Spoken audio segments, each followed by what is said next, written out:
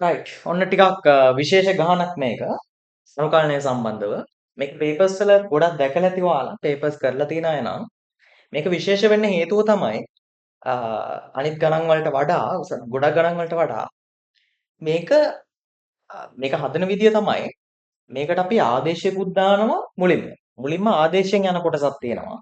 ඒක ඉවර වෙලා අර කිංස් රූල් කියලා මම කියන්නම් මෙතන මම කලින් වීඩියෝ එකේ කිව්වා කිංස් රූල් කියන්නේ මොකක්ද කියලා. කිංස් රූල් කියන එකත් අපි පාවිච්චි කරලා මේ දෙකම පාවිච්චි කරලා තමයි මේ ගාන සිද්ධ වෙන්නේ. ඒ නිසා තමයි මේක ටිකක් වැදගත් ගාන. හරිද? හිතන්න හොඳ. හරි. ඔන්න එහෙනම් මම මේක i කියලා දාගන්නම්. i කියලා දැන්. දැන් මුලින්ම ආදේශ කොටස. ආදේශ කොටස. දැන් බලන්න මෙතන මේ එක් බෙදීම දැන් මේ ln මේක අයින් කරනවා. එක බෙදීම එක ධන x වර්ගයක් ඉන්නවනේ. කොහොම හරි යට ඉන්නවනේ එක ධන x වර්ගයක්. එක ධන x වර්ගයක් යට දැක්කම මුලින්ම මතක් වෙන්න ඕන ආදේශය තමයි මොකද්ද? x සමානයි tan θ. ඇයි ඒ?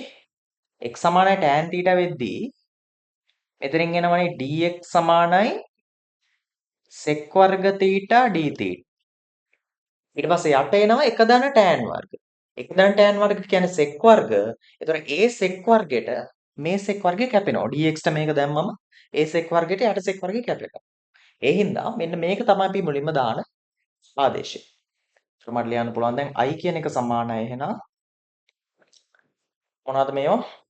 x බිඳුවක් වෙද්දී θත් බිඳුවයි.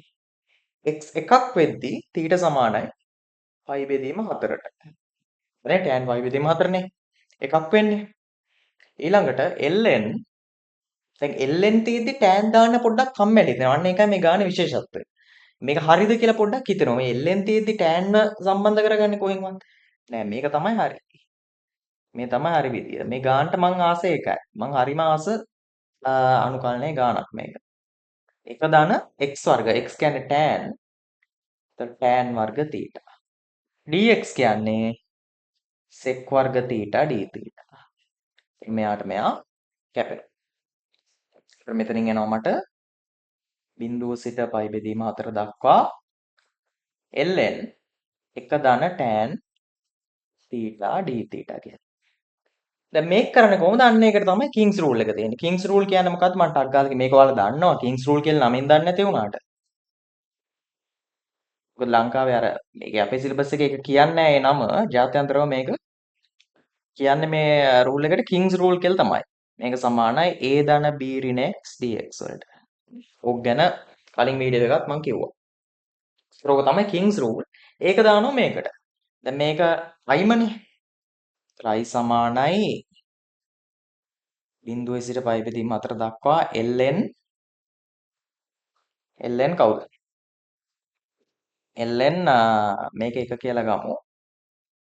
ln එක ධන tan x තියෙන තැන් වලට a ධන b ඍණ x. එහෙනම් θ තියෙන තැන් වලට බිඳුව ධන පයි බෙදීම 4 ඒ කියන්නේ පයි බෙදීම 4 ඍණ θ අපි දානවා. ඒකනේ මේ ප්‍රමේයෙන් කියන්නේ පයි බෙදීම 4 ඍණ θ d θ. හරිනේ? එතකොට මේක ඔයාලට පුළුවන් තවදුරට විසඳන්න මේ තවදුරට සුළු කරන්න එක ධන tan a ඍණ b කියන්නේ tan a ඍණ tan b බෙදීම එක ධන tan a tan b. tan පයි බෙදීම 4 කියන්නේ 1යි tan a ඍණ tan b බෙදීම එක ධන tan a tan b. එක ධන tan a කියන්නේ 1යි tan θ. හරිනේ? dt.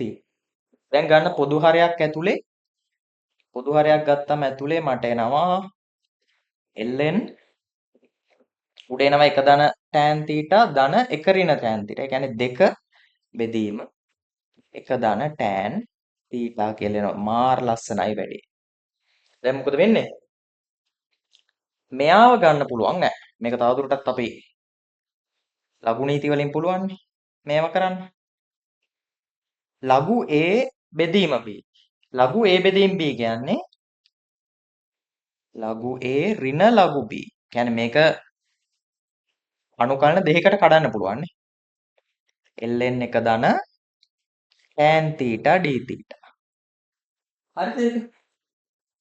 මේක 2 කියලා ගත්තා. දැන් මේ දෙන්න එකතු කරා. 1 ධන 2 කරාම මොකද වෙන්නේ? 1 ධන 2 කරාම 2යි 2යි සමාන වෙනවා. මෙන්න මෙයාට මෙයා කැපෙනවා. මෙයා ධන මෙයා ඍණ මෙයා කැපෙනවා. මෙන්න මේකට සමාන වෙනවා. බිංදුව සිට පයි වෙදීම අතර දක්වා ln 2 d θ. ln 2 කියන්නේ නියතයක්නේ. ඒක එළියට ගන්න පුළුවන්. ln 2 වරක් d θ මේව කරාම θ වෙනවා. නේ? එක අනුකලනය කරාම θ වෙනවා. මේ කෘත්තේ පයි බෙදීම 4යි ln 2 වෙනවා. එහෙනම් i සමාන වෙනවා. මේක දෙකෙන් බෙදන්න. පයි බෙදීම 8යි ln 2ට.